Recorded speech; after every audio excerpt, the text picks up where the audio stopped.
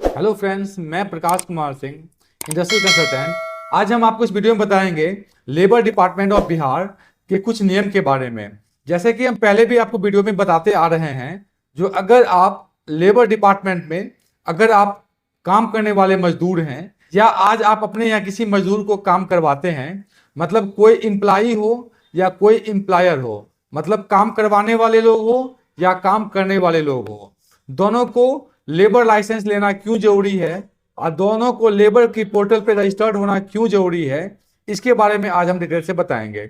हम आपको बता दें, पिछले वीडियो में भी बताए थे, अगर आप बिहार के रहने वाले लोग हैं और बिहार से बाहर भी जाके कोई काम करते हैं तो इसके लिए बिहार सरकार के द्वारा एक अनुदान देने के लिए एक स्कीम हमेशा चलाई जाती है, जिस स्कीम का फायदा चाहेंगे तो आपकी फैमिली को मिल सकता है। इसके लिए आपको क्या करना होगा, हमारे वीडियो को लास्ट तक देखना होगा, जिससे कि आप इसके बारे में डिटेल से समझ सकते हैं। जैसा कि आप स्क्रीन पर देख सकते हैं, लिखा हुआ है श्रम संसाधन विभाग कामगारों के सुखी खुशहाल जीवन का वादा, सामाजिक हित के साथ आर्थिक सबल बनाने को कर्म संसाधन विभाग का इरादा। मतलब जो आदमी काम करता है उसके फैमिली उसको खुश रखने के लिए यह नियम बनाया गया है, जो अगर किसी तरह का कोई इंसिडेंट आपको होता है, आपके फैमिली को क्या फायदा मिल सकता है, इसके बारे में यह स्कीम निकाला गया है। जैसा कि आप नीचे देख सकते, लिखा हुआ है बिहार राज्य प्रवासी मजदूर दुर्घटना अनुदान योजना। मतलब अगर आप बिहार से बाहर कहीं रह के काम कर रहे हैं, अगर किसी तरह कोई इंसिडेंट कोई दुर्घटना आपके साथ घटता है तो बिहार राज्य के द्वारा, बिहार सरकार के द्वारा, बिहार श्रम संसाधन विभाग के द्वारा आपको अलग से अनुदान दिया जाएगा, मतलब अलग से भी फायदा आपको मिलेगा। इसके लिए नीचे में लिखा हुआ है बिहार राज्य के 18 से 65 वर्ष आयु वर्ग वाले प्रवासी मजदूर जो राज्य से बाहर अन्य प्रांतों या विदेशों में जाके जीविकार्जन के उद्देश्य से प्रवास कर रहे हैं, अन्य दुर्घटना के फलस्वरूप अस्थायी एवं अस्थायी अपंगता की स्थिति में अनुदान दिए जाने का प्रावधान है।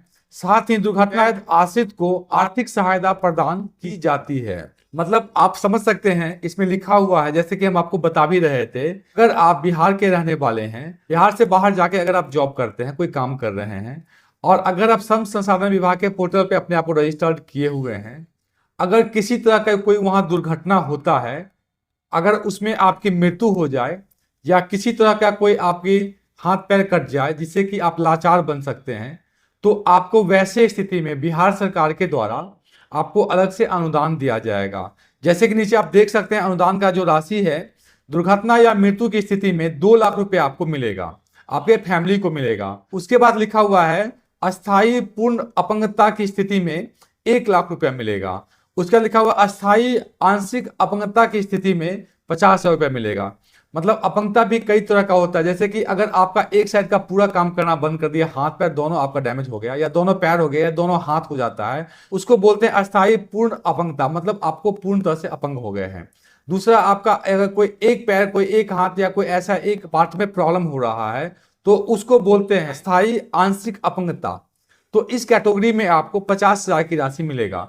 मतलब अगर आप श्रम संसाधन विभाग के पोर्टल पर रजिस्टर किए हुए हैं, आपको किसी तरह का इंसिडेंट होता है तो आपके फैमिली, आपके बच्चे को इस तरह से अमाउंट जरूर मिलेगा। मतलब अगर आपकी मृत्यु होती है तो 2 लाख रुपए मिलेगा, अगर आप अपंग होते हैं तो आपको उस स्थिति में 2 लाख या 1 लाख रुपए जरूर मिलेगा। तो हम कहेंगे इसका फायदा आप जरूर लीजिए।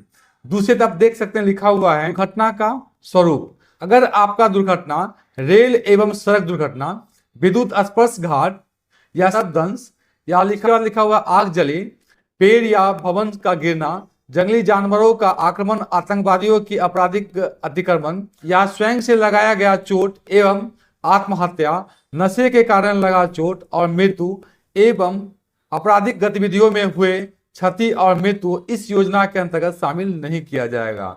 मतलब अगर आप सच में काम करने के समय में आपकी इंसिडेंट अगर होता है तो आपको इसका फायदा मिलेगा, लेकिन इसके अलावा अगर इस टाइप से होता है तो आपको इसका फायदा नहीं मिलेगा। इसके बाद नीचे लिखा हुआ प्रक्रिया में लिखा हुआ है जो अनुदान लेने हेतु आवेदक स्वयं अथवा उसके आश्रित बिहार लोक सेवाओं का अधिकार अधिनियम 2005 के अंतर्गत RTPS काउंटर अथवा ऑनलाइन पोर्टल के माध्यम से आवेदन कर सकता है।